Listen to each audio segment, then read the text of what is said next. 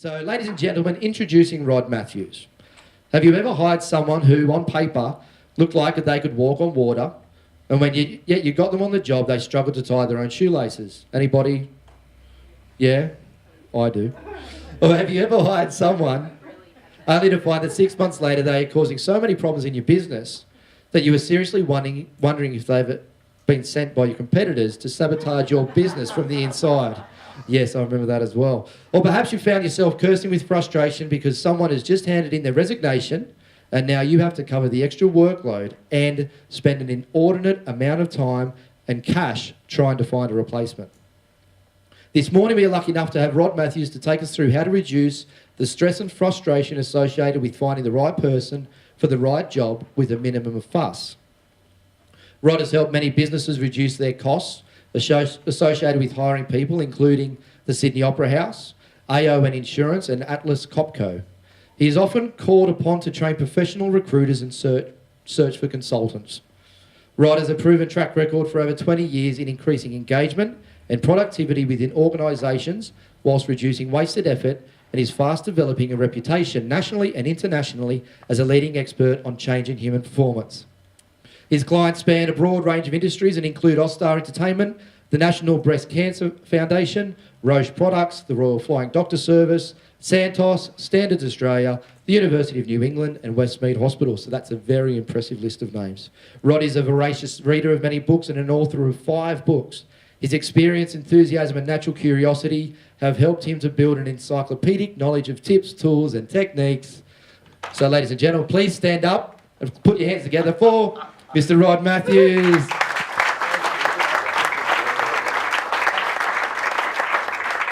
All right. Oh, there you go. Standing ovation. I haven't even started. So thank you very much. Good on you. See you later. Rod, champion. Is it on? Are we on? Earth to Rod. Earth to Rod. Is it on? It should be on. There's only one. I can't hear you. All right. Okay. Okay, plug it in. That works. All right. Is there a cable? Is there? Wireless thing with a cable on. All right. Oh, there you go. That's different, isn't it? Yeah. How cute is that? Thank you. Okay. All right. Enjoy that? That was turned out, yeah. All right, good morning and welcome, and thank you very much for coming along. Congratulations, Steve, on putting together an event such as this. Fantastic to hear that it's the first one in the Illawarra. Congratulations, Steve, well done. Now, I can understand at the beginning of a session such as this that you may be thinking a number of different things to yourself.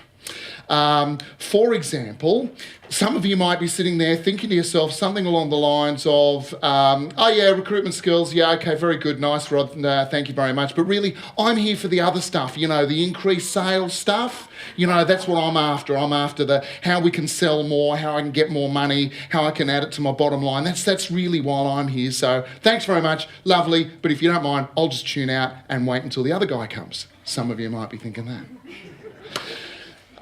Some of you might be sitting there thinking to yourself, yeah, well, really, it's not rocket science, Rod. You know, recruiting, they can either do the job or they can't, you know.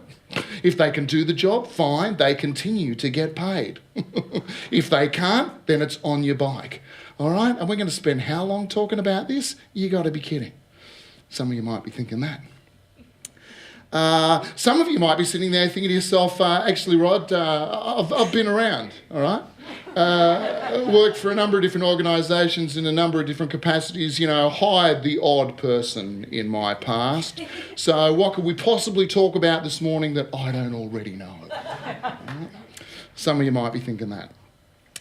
No matter what you're thinking or feeling at this particular point in time, a couple of things are for sure. We have an excellent opportunity this morning to do a number of things. Firstly, to look at what it is we can do to reduce the stress and frustration that can be associated with finding people who, at best, sometimes seem to have a different agenda to yours when they're in the interview or when you're trying to find them, or at worst, seem to be out and out trying to sabotage the whole process. All right. Be that the sort of person that has the polished interview technique, how to get beyond the polished interview technique. The person who's obviously been to 900 interviews and they know exactly what to say and how to answer each question. And so it's easy to get drawn in and go, wow, we've got a real gem here, fantastic, hire this person. But we could be hiring them for the wrong reasons. We could be hiring them because they're damn good at interviews. But that's not the job that we need them to do. So how to get beyond the polished interview technique, firstly. We also have an excellent opportunity to look at the opposite in some respects, how to dig a little bit deeper with those people who just sort of, have the one-word answers, like teenage males. Where were you last night? Out. Who with? Friends. What time did you get home? Late. I've given you the answer. What's your problem? All right. How to get beyond that sort of problem as well. And we also have an excellent opportunity to look at what it is we can do to reduce the costs associated with having the wrong person in the wrong job. Now, just do a little bit of a mental calculation for me, because there's people who have thought about this, and if you think about the costs of having the wrong person in the wrong job, there's direct costs and there's indirect costs, okay? So the direct costs are the ones you're going to receive an invoice for. They're easy to see. They're the ones that, like, the recruitment consultant, if you use them. Advertising fees. You're going to receive an invoice for this. The indirect costs, they're a little bit more insidious. You don't see them, but they mount up really quick. All right? So they're things like the cost of your time that you need to spend in order to put together the advertisement, in order to sit through the interviews. The opportunity cost of you not doing your job while you're doing all this other stuff. Costs associated with the work that the role that's empty, that work's not getting done.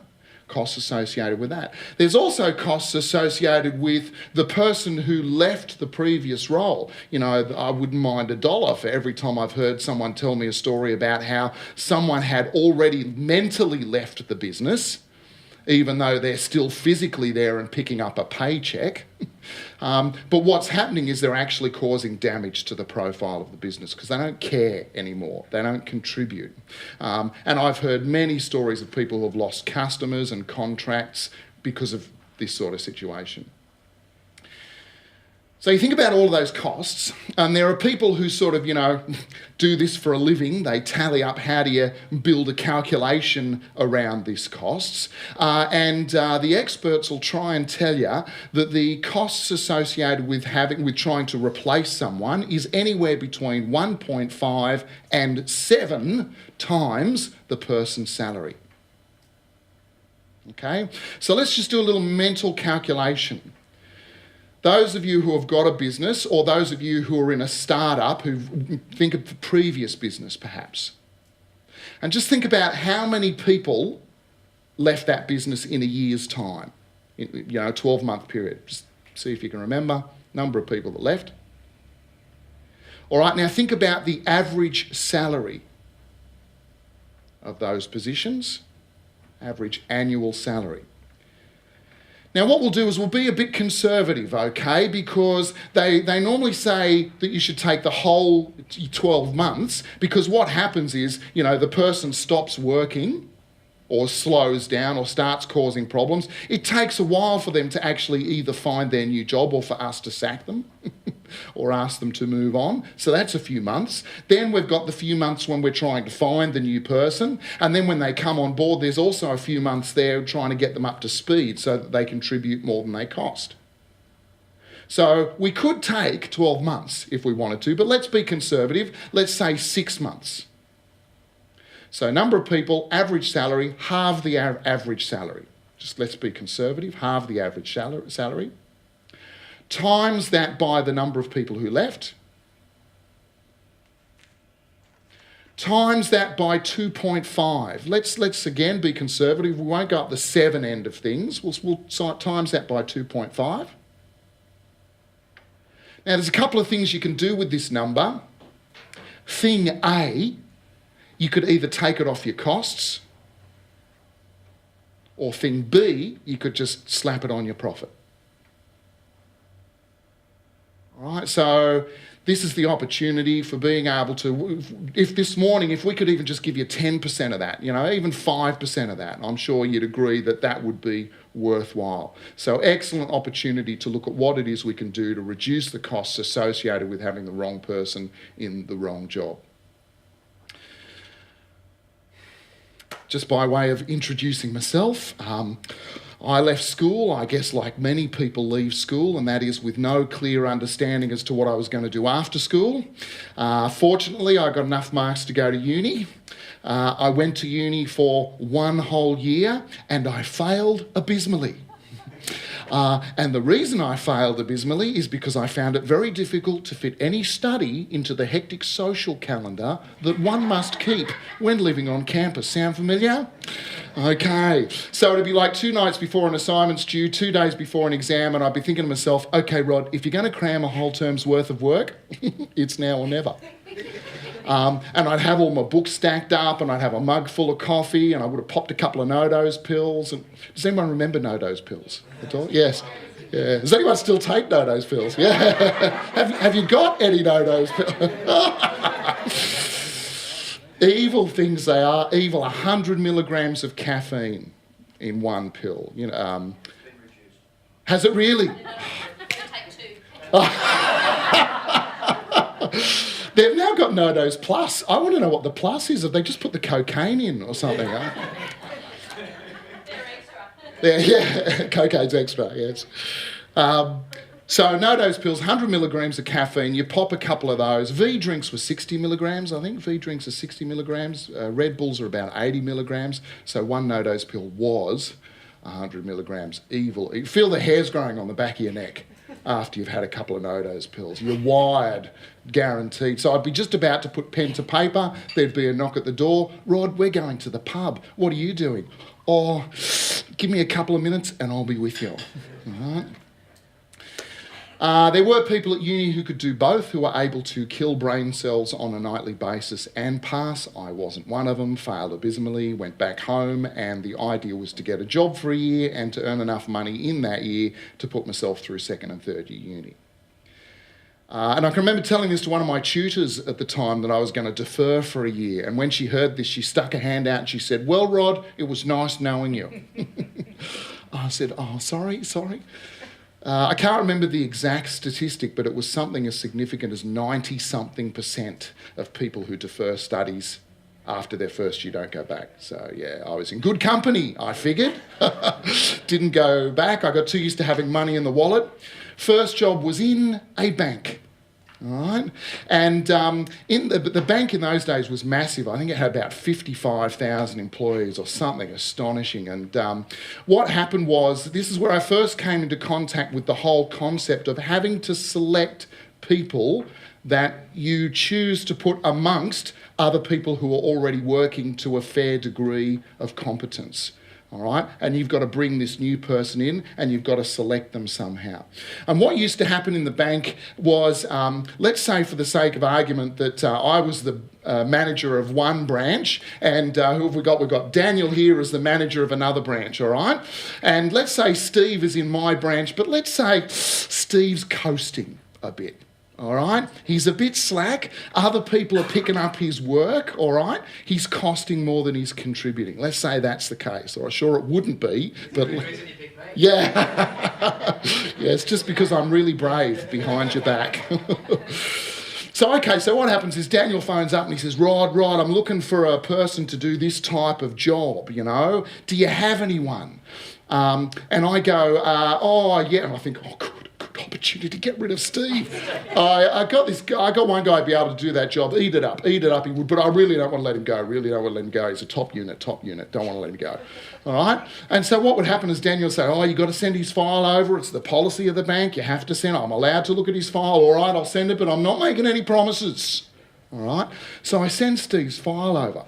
Now, what's exacerbated this problem is the fact that a lot of the people at my particular branch who Steve reports to are close to gutless. So they haven't addressed the issue. Okay, so what's happened is every time it comes to performance appraisal time, rather than address the issue, they go, "Oh yeah, good stuff, well done, Steve. You know, you're doing a good job. I'll give you above competent, and you can get your bonus." Okay, and so Steve goes, "Thanks. Yeah, I have been working hard. Thank you very much." All right. So when I send the file over to Daniel, he looks at the file and he goes, "This guy's awesome, fantastic. I want Steve." He phones me back. Sorry. Yeah, I can't believe you want to get... Why would you? Oh, for the greater good of the bank, Daniel. For the greater good of the bank, I'll send him over, all right? And this is what would happen. And we used to wonder why the bank was run by Deadwood. This is how it happened. Is because not only would Steve get a move, but often he would get promoted out of it as well. Yeah. It's very frustrating, because then now you've got this person, then 6 months down the track you're going, "What on earth?" All right, and then I get a phone call from Daniel. "You bastard," he says. You know, "I don't know what you're saying, Daniel, don't know what you're talking about. He was fantastic when he was here," is what often happened. So one of the first lessons I learnt very quickly about recruitment is that what's written on paper gives you an indication of competence only, but it does not tell you what this person is going to be like to work with. It doesn't tell you about their levels of commitment, all right, to the team, to the job, to the organisation. And this is a mistake that a lot of people make, is they recruit for competence over commitment. And all you have to do is look at job advertisements to see this. Must have 5 years experience in same or similar role. Must have studied XYZ at university. Okay, great, you're going to get a smart cookie, but they're going to be bored in 6 months. And dealing with someone who's bored, that's tough. Dealing with someone who's not quite competent yet, that's a bit easier by comparison. Increasing competence, that's not too difficult. Most jobs we can train a monkey to do. Okay? But trying to increase levels of commitment, them's hard yards. Left the bank, went and worked at a wholesaler and manufacturer of home products, white goods, televisions, this sort of thing. And at this particular organisation, they used to have a service centre as well. So this is where you took your TVs and your videos in to get them fixed. And as you walked into the service centre, they had this sign above the door. And the sign read,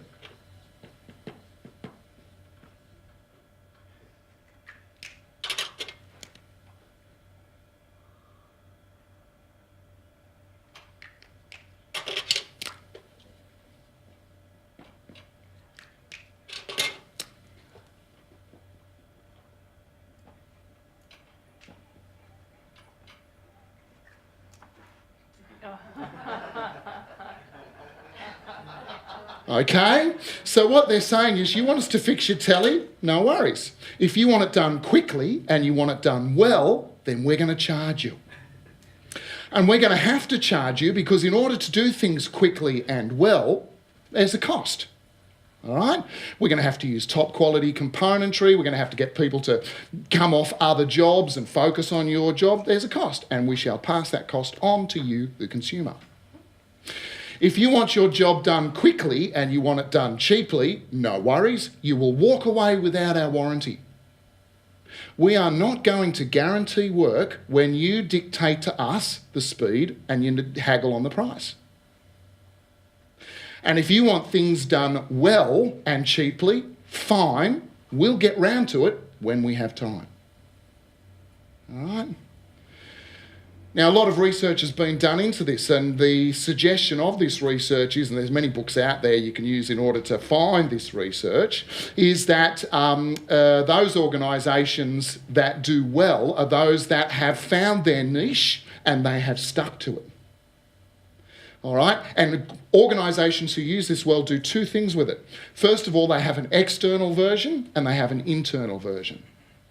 External version is they communicate it clearly to the marketplace. Where do they sit in the market? All right? So you look at ads on telly, you look at ads in newspapers, ads in magazines, you can see what it is that they're saying. When it absolutely, positively has to be there overnight. All right? So guess what? That will be an arm and a leg. Thank you, sir. All right? Or, if you can find the same item on sale for less elsewhere, we'll match it. In fact, we'll beat it by 10%. All right? So guess what? You don't get quality stuff at Bunnings, with all due respect. You'll find the stuff. It's there. You look at all the stuff they got. So they're bound to have something, and it's cheap. All right? So they communicate very clearly. That's the external version. The internal version is that what organisations need to do is they need to shift their focus from year to year. So what happens is one year they say, okay, this year it's all about speed. We want to be first to market. We want to make sure that we can sharpen things up with the delivery, with cutting corners, being able to speed up the process. So they focus on speed and they build this really fast way of delivering their product, right? Knowing full well that the quality and the cost is going to be affected.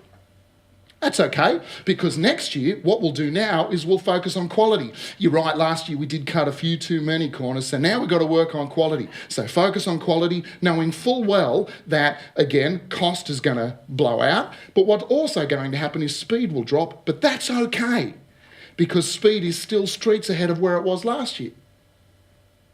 And then what we'll do is next year, what we'll do now is we've got to focus on costs. We really did blow out costs. We really need to tighten our belts a little bit, look at what we're spending. So focus on costs, get their profitability back up, knowing full well that these two things are going to drop down. But that's okay, because it's still streets ahead of where it was 2 years ago.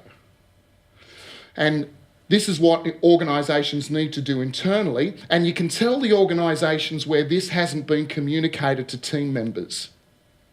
Because often the chief executives and the bosses of the organisation know they have to do this, but it doesn't quite get communicated to people on the shop floor. And so what happens is they go, you get this sort of, you get, oh, we tried this 3 years ago and it didn't work then, and it's not going to work now. Honestly, if they could just tell us what to do. They could just tell us what to do, because it's so confusing with their vision, mission, values, and you get this sort of response.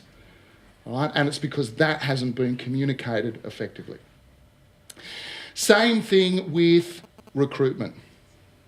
When you go to recruit someone, you have a choice. You can do it quickly. You can get a bum on a seat really quickly. Steve told the story about when he did that. Quality was what was affected. But he got a bum on a seat.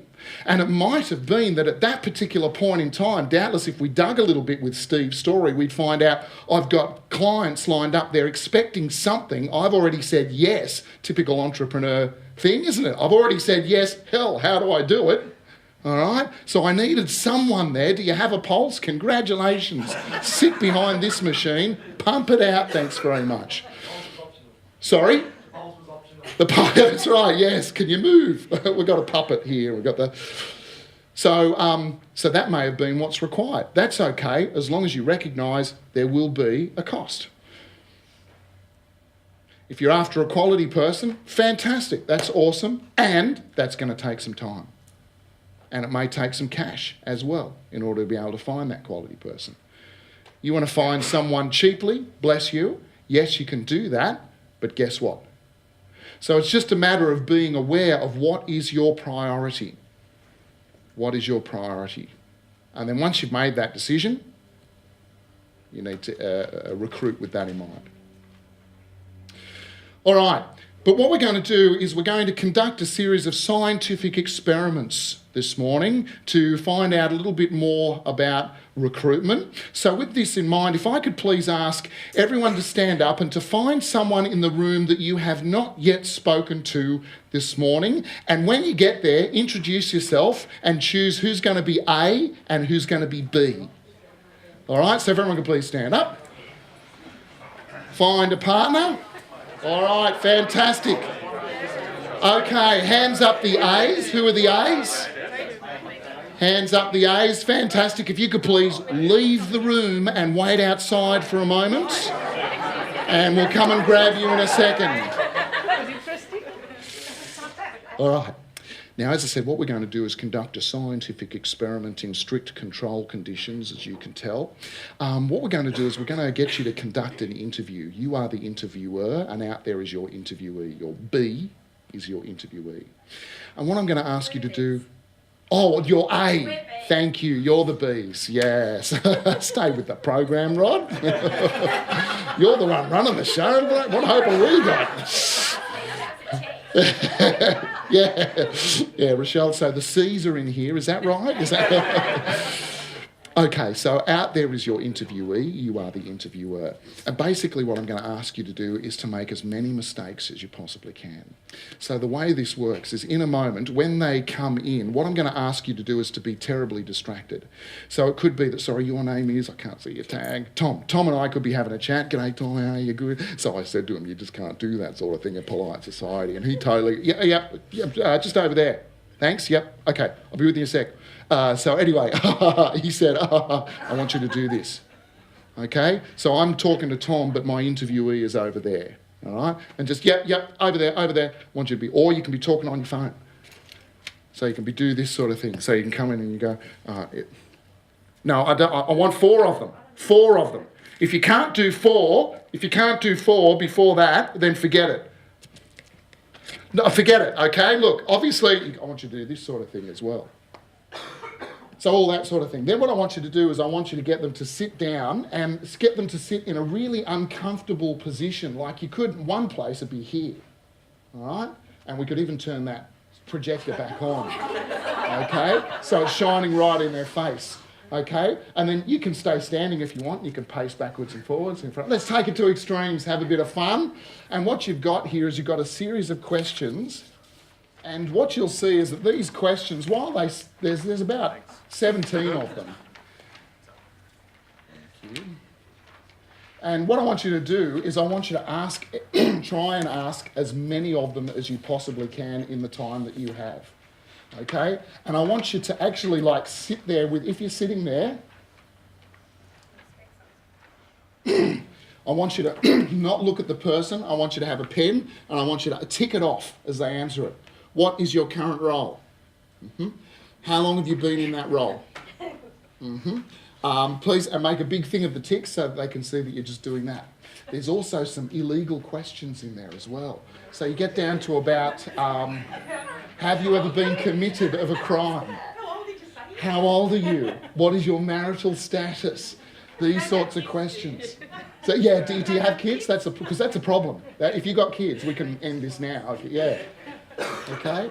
So I just want you to do that. At the end of this, I'm going to ask them to please describe what it would be like to work with this organisation. And if you've done this well, brace yourself because the feedback could be full on. Okay? All right, so if you could please set yourself up again, you want them somewhere uncomfortable and then work out, I just need to go out and talk to them and I'll let you know when I'm coming in. Take a photo of that. This transcends across everything. This is just not recruiting. This is sales. This is everything. This is a conversation you can have with people across landscaping, across lots of different areas. I wrote that down. I've never seen that before. Some of you may have, but it's gold.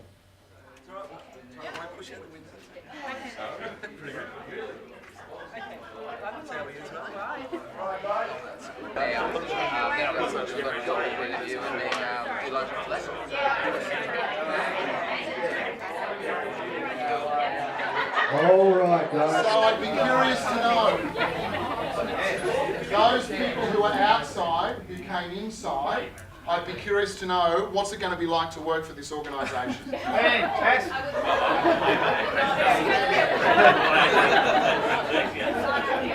Okay, it may be obvious, but why? If you could just put words around it. What happened that's led you to this conclusion? Yeah, you said it was going to be fantastic. Okay, is that an ironic fantastic there, Terry? Yeah, you just do whatever you please. So priority.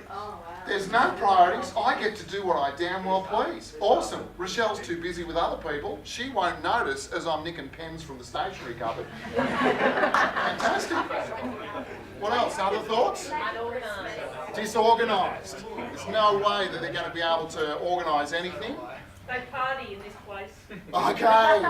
So it could be a good organisation to work for because the Christmas party is going to be awesome. What if I don't drink? I'm out of there. Ah, okay. If I don't drink, I'm going to have problems. Yeah. Okay, fantastic. Anyone else? Unless this is a government organisation, they won't have a roof to come back.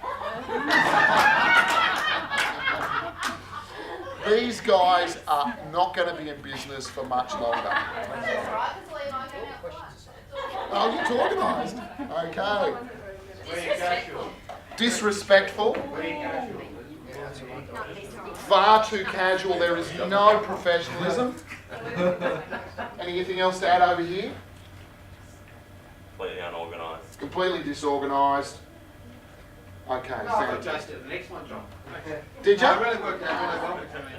In what I way? really didn't want the job. I just wanted to sign up so I get the doll. I've got his signature. Shout me a beer and I'll sign this. Not even a beer. Foot massage and I'll sign. Fantastic. All right. So the point of the exercise being, of course, that candidates are going to be hypersensitive. The good candidates are going to be hypersensitive to what it is that it's going to be like to work around here, and they're going to be picking up on lots of little things. The way that they are greeted at reception, even the way the ad looks. Right? The way they're greeted at reception, the way that their phone call is dealt with when they phone through, whether you've read their resume or not, how you first greet them. There's lots of these little tiny things. Every contact that the candidate has with your organisation is an indicator, and they're going to be hypersensitive to what that indicator says. So the good candidates will pick up on it. I told David I was interviewing him as well. Because it's a two-way thing, isn't it? It's not just, I have a job, all right, are you good enough for me? All right? It's also, I've got skills, which you need. So it's a two-way transaction. If you could please thank or deck your partners, whichever one is more appropriate. And so, lesson number one, in some respects, be very careful about what it is that the candidates see when they first make contact with you. Be very careful about the message, the conscious and unconscious messages that you are sending to this person about what it's going to be like to work with you. Okay, so let's say we've moved on now, we've got them into there, because the good candidates again will pick up on that and they will make a decision as to whether to pursue this or not. If they decide not to pursue it based on some messages that you have sent to them that does not work out for them, then you have lost the best candidates. The candidates that will be left that you will have to choose from are the less good candidates. So already you're culling your own list, but you're losing the best ones. That's the problem. Okay, so now we've got them in the interview. Let's say for the sake of, am I still not on? Back on, yeah. Are we on? Oh, there you go. Earth to Rod. Earth to Rod. Come in, Rod. What was that? Sorry, I Anne? said you played with your own butt this time. Yeah, that's right. Yeah. Sometimes it's like that, isn't it, Anne? Sometimes. There's no one else there.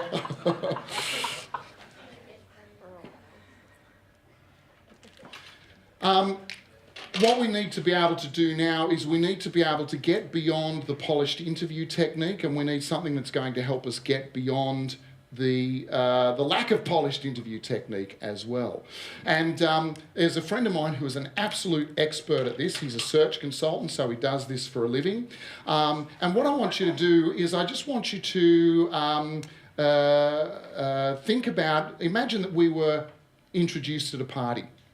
All right, so sorry, your name is? Tracy. So Tracy and I are introduced at a party, and the person who introduced us walks off and we're left to our own devices. What happens now? Ask her out. Yeah, okay, yeah. So, out for a coffee. So what happens now? What do we do? In polite conversation, okay? What happens? You introduce yourself? What do you do? Yeah, yeah. We ask a series of questions, don't we? We ask each other a series of questions. What is the aim of those questions? They're icebreakers, and what are we trying to do? When does the ice break? When you find something in common. Bingo. Rapport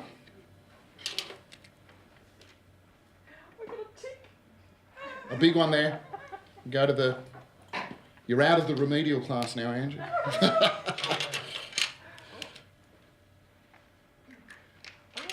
Rapport is all about minimising difference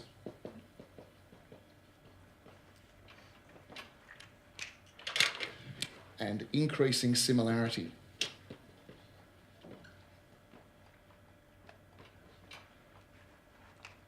Okay, so, sorry, your name again. Tracy. So I go, g'day Tracy, how are you? I'm well, thank you. Good, How are you? good, thanks, good. So, where do you live? In Victory, just locally. Oh, okay, right, from Hornsby. Nothing in common there? You're a Barara boy. How are you, Mike? Yeah, good. Yeah, I will, Yeah, we did have a Oh, that's right. Does this not happen? You're in a group with someone and we go, okay, Victory, right, I don't even know where that is. Hornsby, oh, is that legal? That's not legal. Is that... Okay, Barara, oh mate, how are you? It's like old home week all of a sudden. All right, so Victory, okay, okay, do you play a sport at all? No, I'm sorry, I don't. How about you? Okay, yeah, I play a bit of soccer. Soccer. Yeah. Okay, now it's getting to the stage where if we don't find a match at some stage soon, it's going to be, Tracy's going to be saying, well, it was lovely to meet you, Rod, but gosh, is that the date? Sort of thing. And she's going to find someone else to talk to. So I need to make a hit. So it's, where do you work? I work in insurance. Oh, okay. In which insurance company? In NRMA. Oh, okay. Do you know, I've done a bit of work with NRMA. Yeah, do you know, and as soon as we find something in common, what happens to the whole conversation? It takes off. This changes, this changes, this changes. And then on top of that, as we're driving home, and my wife Margaret says to me, I saw you talking to Tracy, what's she like? Oh, she's lovely. She's gorgeous. Yeah, do you know she works for NRMA? Yeah, and she also knows she does. Yeah, we should have her over for dinner. We should. All right? Because we found something in common, I am far more likely to give a favourable impression. But if we can't find anything in common, don't play a sport, you live in the Wollongong, Illawarra area, Victory, a place called Victory, yeah. What was it like talking to Tracy? All right? I'm less likely to give a positive overview, all right, or a positive, what's the word I'm struggling for? Feedback, positive impression, that'll do, fantastic. I'm less likely to do that. Rapport is all about minimising difference and increasing similarity. How do you get beyond the polished interview technique? You find something in common. And you start by talking about that. And that will open the other person up and they will feel more comfortable. When they open up and they feel more comfortable, they are more likely to reveal who they really are. They're more likely to show you what is beyond the polished interview technique. All right? Now, how do we do this? Well, there's a particular skill to keep an eye out for.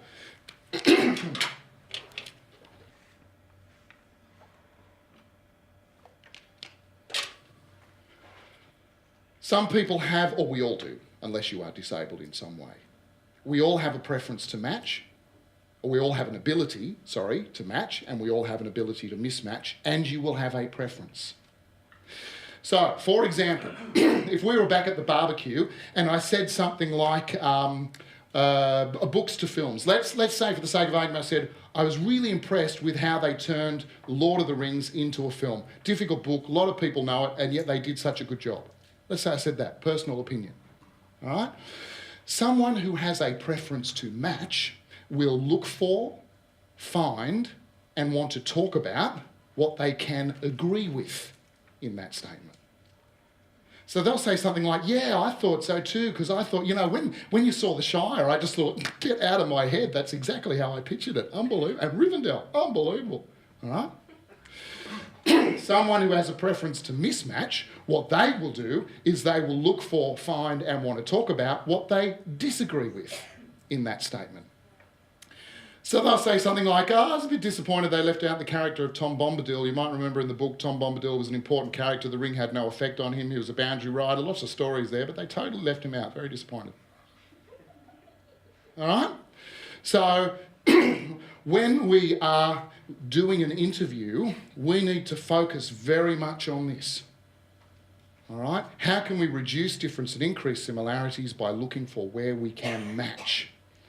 Now, some people are taught, university sort of plays with this in some respects, and careers play with this. For example, with all due respect, engineers, doctors, lawyers, they are taught to mismatch. And it's just as bloody well, because if they didn't, people would die. If they didn't look for the error, this building would not have structural integrity. So it would collapse. So thank goodness they do. Unfortunately, unless they learn to switch it off, they can become socially difficult. Okay? Right, okay. Academics. Academics are another group of people, definitely, who are taught to mismatch, and taught to look for the error. Yeah. So when we're interviewing, this is the key skill you want, is to be able to look for how you can match. Now, this doesn't just happen verbally. This also happens physically as well. For example, pardon me, and I'm going to make some gross generalisations here. Please excuse me, I'm just trying to illustrate a point. Okay? No, thank you, I'm all right, thank you. Describe to me your average person from the country. Quick-witted. G'day. How you going? Yeah. So, sentences of 7 words or less. One syllable. Yeah. Slow. Economic, as opposed to slow.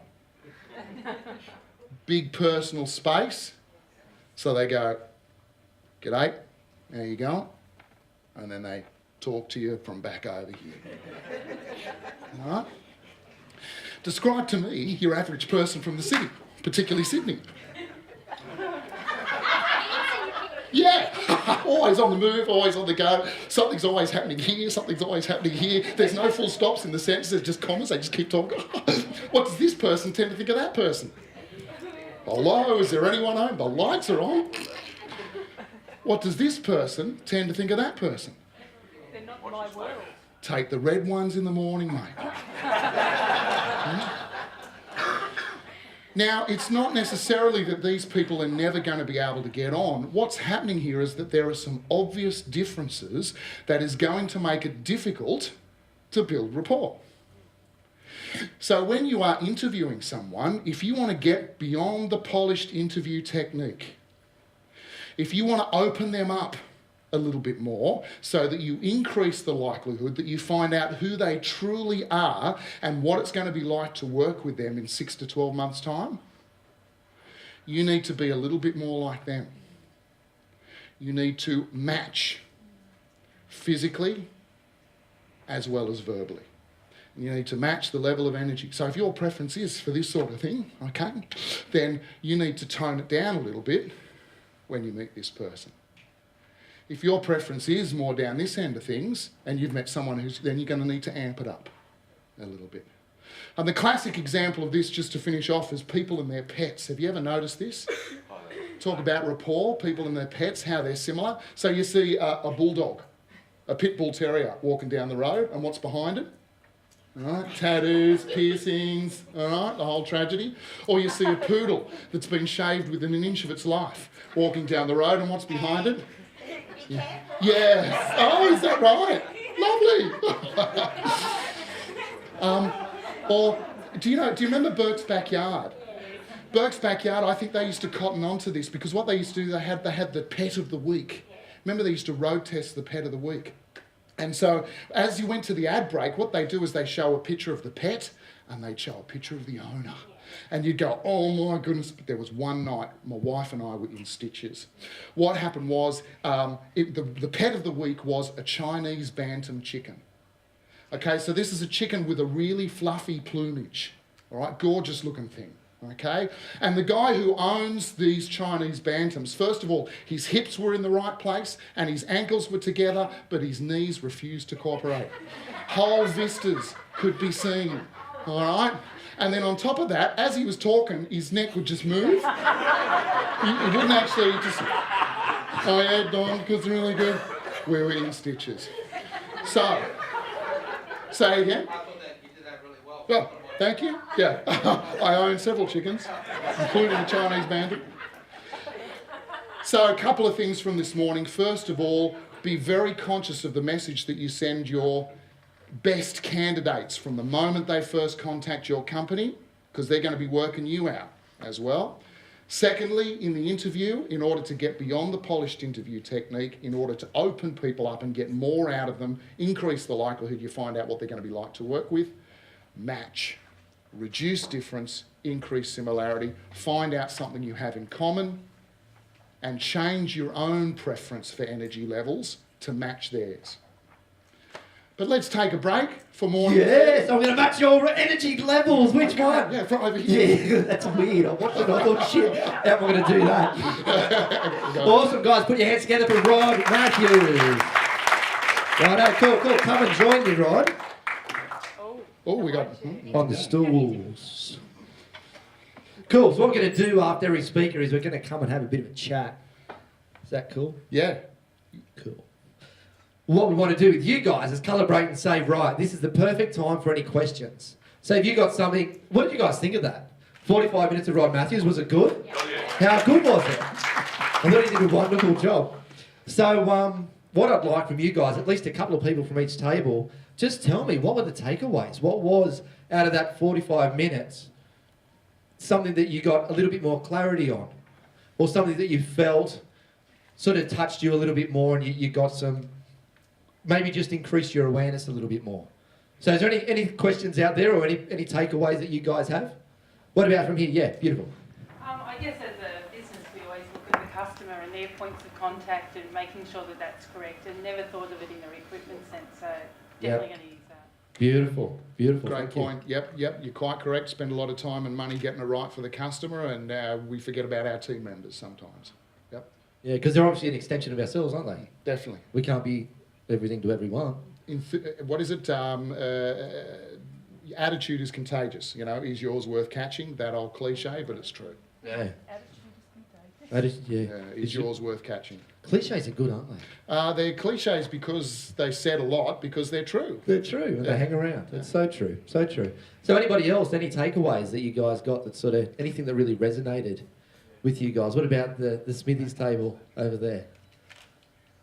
Oh, here we go. I had an idea of just to tell my teenage children that's really, really important to put their interest in so that they can have that rapport. They think, well, it doesn't matter if you're going for a job, then they only want to know about your business things. But when you think about it, they really need to know that you've been playing basketball for the last 10 years. Instantly, they've got something. Excellent point. So if you are going for a job, or you know someone who is going for a job, quite correct, special interest at the end. It may feel dicky to put it on there, but it gives the interviewer an opportunity to be able to build rapport with you. So, Chris, that's for you, mate. Where are you? Yeah. The it there. Awesome, yeah. Lee. On the report building, I mean, your generations are spreading out a lot further, and X, Y, Z, Z plus 3 or whatever it is. Those initial questions you're throwing, I would think they're starting to get far more difficult to get commonality. You start talking about soccer and someone says, well, is that on the Nintendo? Or, you don't, it's a different sort of... So your questions that you'd be throwing out there, just in general life, really, have to be far broader. Thank you. Excellent point. When we come back from morning tea, we're going to look at questions, and the place to start off is with open questions. And generally speaking, go as general as you possibly can. Family, spare time, hobbies, interests, previous work. So these sorts of areas are places to start. This is that negative one, the mismatch, start throwing.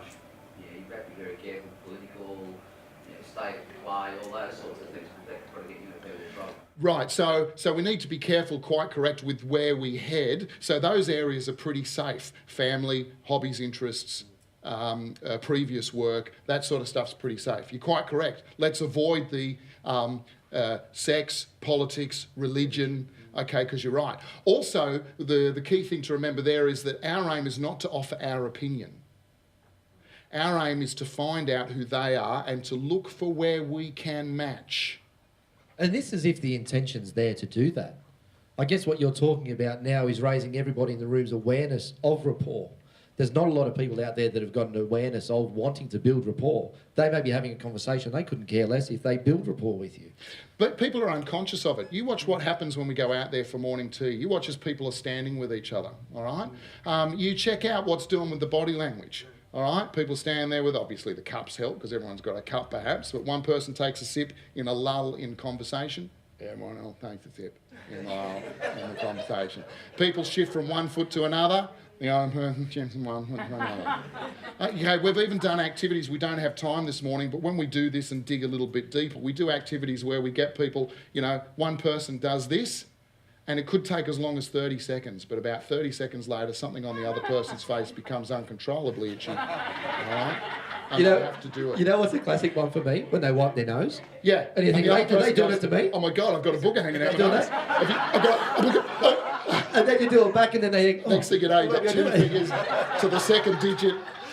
Bugger, stop, don't ever do that. But wouldn't it be, you'd have to treat the future employee as a customer? As a customer, like trying to sell? As a... So you're trying to sell your organisation?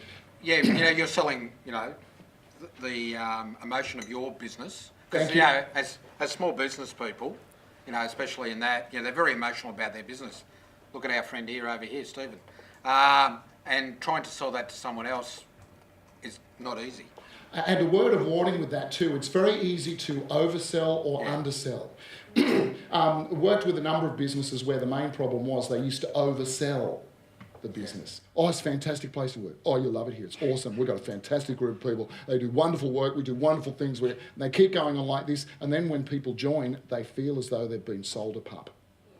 So they work against you even more. And now you've got, it's even quicker for them to work out. So can I just quickly do something on that? Go for it. Okay. So when you're deciding who you're trying to pick,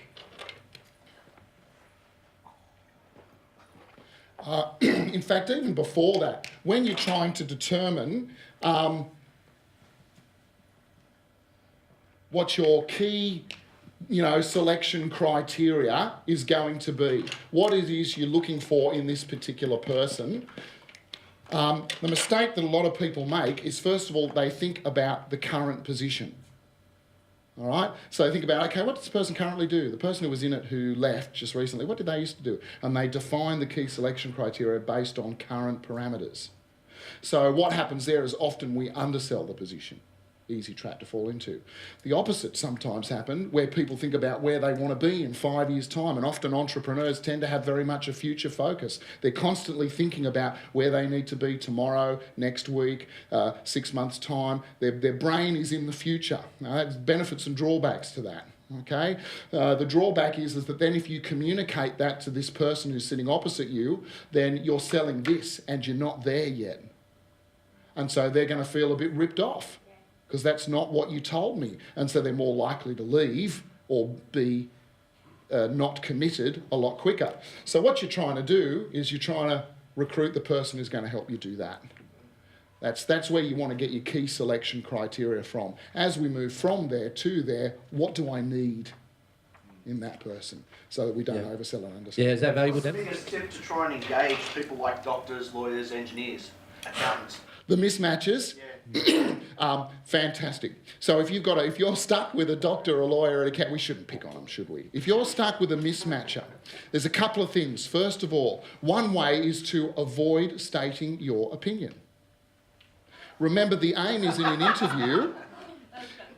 The aim is in an interview is to find out about them. Okay, yeah, we're asking for their opinion. And then when they give their opinion, we're looking for what we can agree with in that. Okay, so that's the first tip, particularly if we're in an interview. If we're working with this person a few years down the track, and now they're actually working for us and they're still a mismatcher, kids are great mismatchers. They get to a certain age, great mismatches. There's a couple of ways of dealing with mismatches, okay? And kids cotton on pretty quick to this trick. But one way is to precede what you want the mismatcher to think with the phrase, "You're probably not going to agree with me when I say." You're probably not going to agree with me when I say that we should do this. Oh, no, I will agree with you. Ah! All right? The other way is, if you can afford to be a bit cheeky with this person, is to label them. You're a mismatcher or a black hatter. Some people know the black hat from De Bono's 6 Hats. You're a black hatter, you're a mismatcher. No, I'm not. There you go again. I did not. You can't help yourself. All right? And once you've labelled the behaviours, it becomes a little bit more difficult for them to actually exhibit it. And then what you start to hear is look, I know you think I'm just a black hatter. Okay. Or what's not black hatter? Mismatcher. What's the other one? Naysayer. Naysayer. There's another phrase that tends to hook people in as well. But these sorts of things, okay? Pain in the bottoms, yes. Awesome. All right, guys, we might...